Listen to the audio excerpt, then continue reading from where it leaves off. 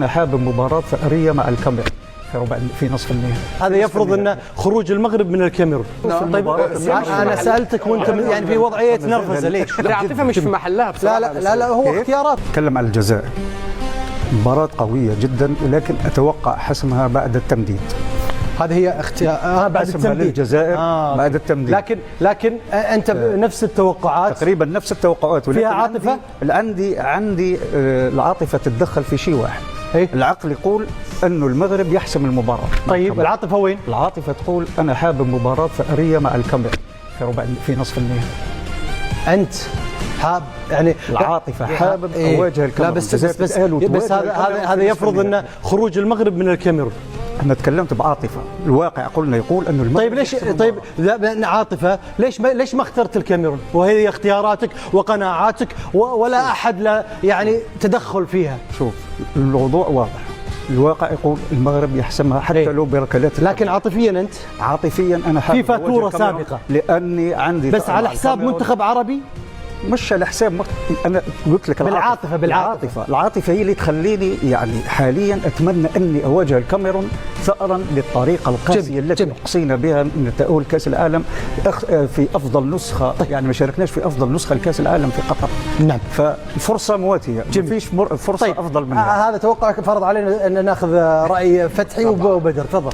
لا مسعود من حقه بطبيعه الحال انه يكون عنده تمنيات وهذا شعور. فما انا عندما استمع لي فما عاطفه فما اشياء اخرى. انا نقول له مش تتمنى تلعب مع الكاميرون. مش تمني، انا قلت عاطفه لان نحب. عاطفه داخله في العاطفه.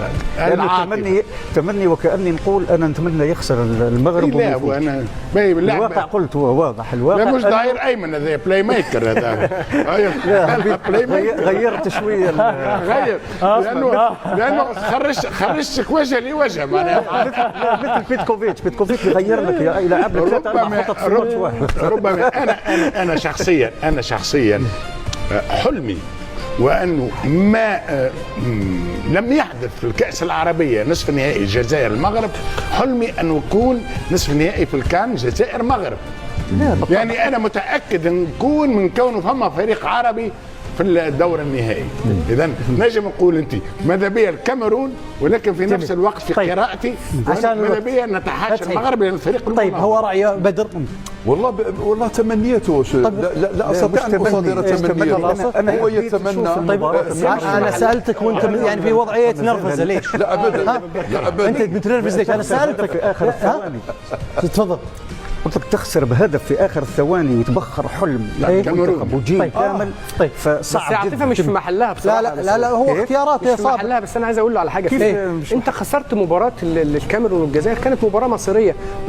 ما تنتقمش منه او ما تردش اعتبارك في مباراه اقصائيه، على الاقل في النهائي في مره ثانيه. يا صابر هو قال المنطق مع المغرب. هو كلامي كان واضح. المنطق الواقع يقول المغرب. لكن عاطفيا ذكرت وشرحت عشان ما يتكرر هذا.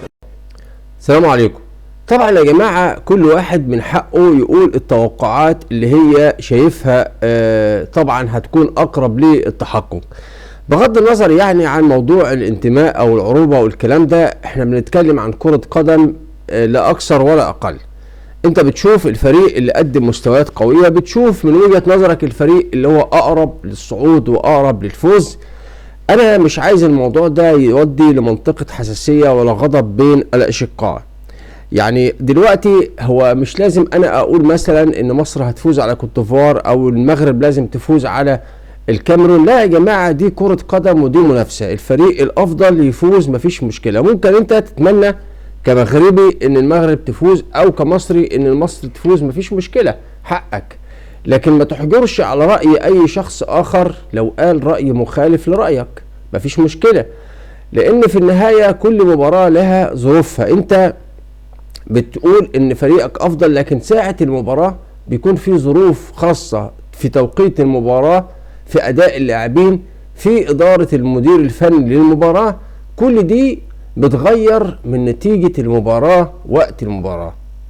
عشان كده مثلا احنا في بعض الناس شافت ان منتخب المغرب مثلا رغم انه فاز في المباريات اللي فاتت وتأهل، لكن الناس كتير مش مقتنعة بأداء منتخب المغرب في البطولة. ناس شايفة مثلا العكس ان هو مثلا ادى اداء كويس بالنظر للضغوطات الجماهيريه، لان طبعا في كثير من الاحيان بتكون الضغوطات الجماهيريه على البلد المستضيف بتكون كبيره جدا وبتاثر في اداء اللاعبين. لكن الحقيقه برضو بكل امانه منتخب الكاميرون فريق قوي لا يستهان به، وفريق متمرس في البطولات الافريقيه، ومش من الصح وهيكون من السذاجه ان احنا نستهين بمنتخب الكاميرون. منتخب الكاميرون له حظوظ من وجهه نظري تساوي حظوظ منتخب المغرب في الفوز بالمباراه، لان منتخب الكاميرون عنده حظوظ قويه، عنده لاعبين بيلعبوا في الدوريات الاوروبيه، منتخب تم تصحيحه بعد الفشل في التاهل لكاس العالم، وبالتالي هيكون عنده رغبه كبيره جدا لتعويض الفشل في كاس العالم ان هو يحقق نتيجه في كاس الامم الافريقيه. حتى وليد الركراكي ليه تصريح الحقيقه جانبه الصواب لما قال ان احنا لو ما تاهلناش في كاس الامم فعندنا كاس العالم هنلعب فيها، لكن الكاميرون هتقعد كام سنه لما تلعب في بطوله تانية. بالحقيقه تصريح غير موفق، وانا الحقيقه متابع تصريحات وليد الركراكي المدير الفني لمنتخب المغرب من بدايه البطوله فيها بعض الثقه الزائده، وان كان ده لا ينعكس على ارض الملعب.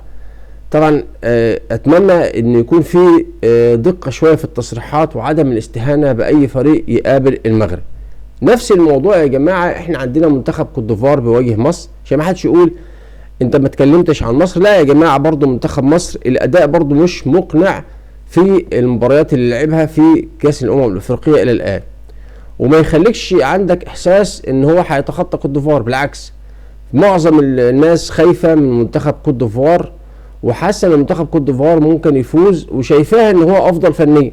كل امانه عشان اكون صريح معاك، البطوله دي شهدت ان المنتخبات الافريقيه عملت بطوله قويه عكس المنتخبات العربيه، يمكن باستثناء فريق الجزائر مأدى اداء محترم شويه وكويس، لكن احنا عندنا تونس خرجت والسودان رغم الظروف، مصر ما ادتش اداء كويس. وانا كنت في نفسي توقعت ان في البطوله دي اللي هيتاهل للدور الاربعه، من وجهه نظري الشخصيه توقعت ان هم 4 فرق افريقيه. يعني توقعت ان الفرق العربيه هتكون اخرها دور الثمانيه. كتوقعي الشخصي ومحدش يزعل، يعني عندنا نيجيريا هتقابل الجزائر، نيجيريا فريق قوي، وانا رشحت ان هو يتخطى فريق الجزائر رغم الاداء القوي لفريق الجزائر، ورشحت كوت ديفوار كمان ان هي تتخطى مصر، وبالتالي منطقي جدا ممكن ان الكاميرون تتخطى المغرب، وبالتالي هيكون النهائي او دور قبل نهائي افريقي اسمر خالص ما فيهوش دول عربيه، وبالتالي هيكون عندك الكاميرون وهيكون عندك السنغال ونيجيريا وكوت ديفوار. طبعا نيجيريا هتقابل الكاميرون والسنغال هتقابل كوت ديفوار، وانا قبل كده كنت اتكلمت وقلت ان بنسبه كبيره هتكون النهائي السنغال ونيجيريا.